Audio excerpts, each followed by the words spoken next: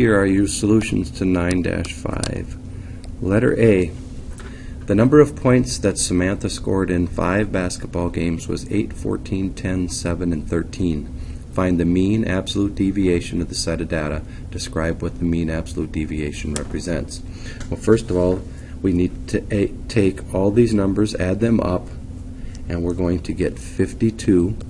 And because there are 5 pieces of data, we're going to divide 52 divided by 5, and therefore we're going to have 10.4 is going to be our mean. So our average of data is 10.4. Now we have to find out how far each of those pieces of data are from 10.4. So we'll do that over here.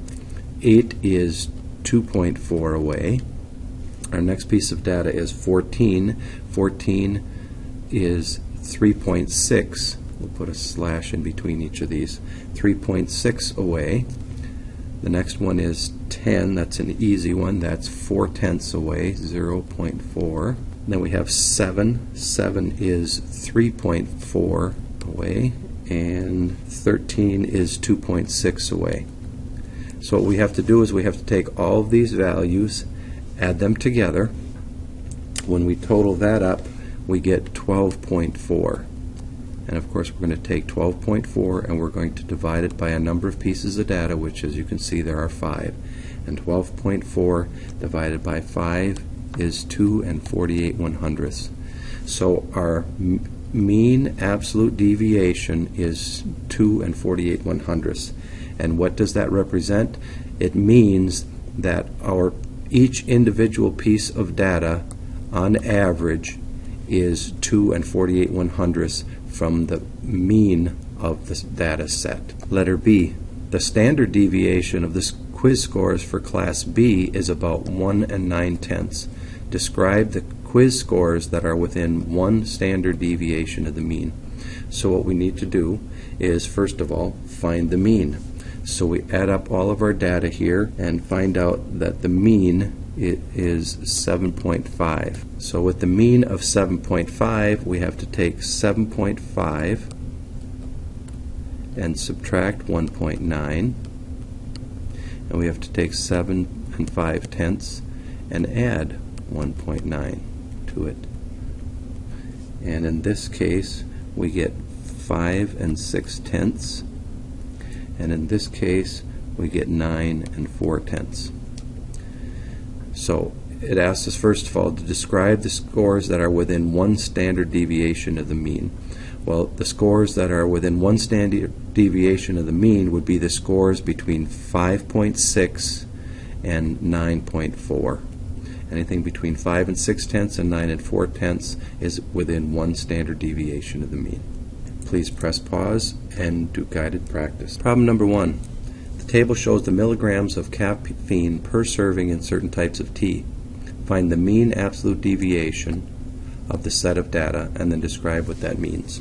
So the first thing we have to do is add up all of our pieces of data, and we get 300. And because it's a 5 by 2, there are 10 pieces of data. 300 divided by 10 is 30.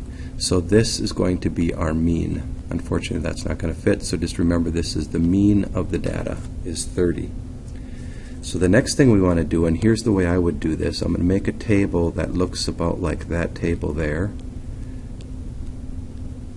And now I'm going to compare 30 to 9, and 30 is 21 units away from 9, 46 is 16 units away from 9, 18 is 12 units away, 35 is 5 units away, and I didn't quite make my table big enough here, and 30 is of course 0 units away.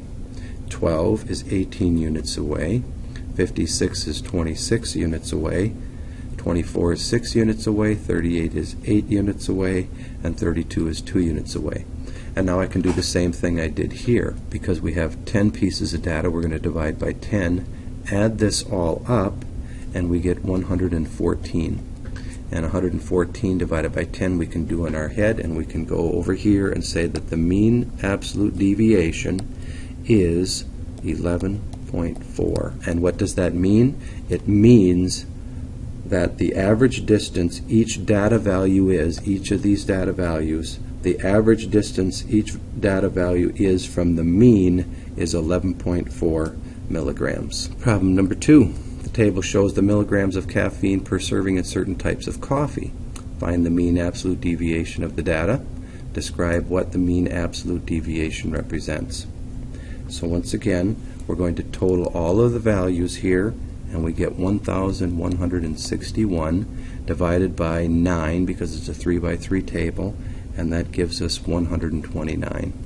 So our mean is 129. Next, we're going to build another table right here and do the same thing. 129 is 16 units from 145. 170 is 41 units away. 150 is 21 units away. 90 is 39 units away. 100, that's an easy one, 29. Another easy one at 29 for the two 100s. 165 is 36 units away. 135 is just 6 units away. And 106 is 23 units away. Total up our table, and we have 240 over 9.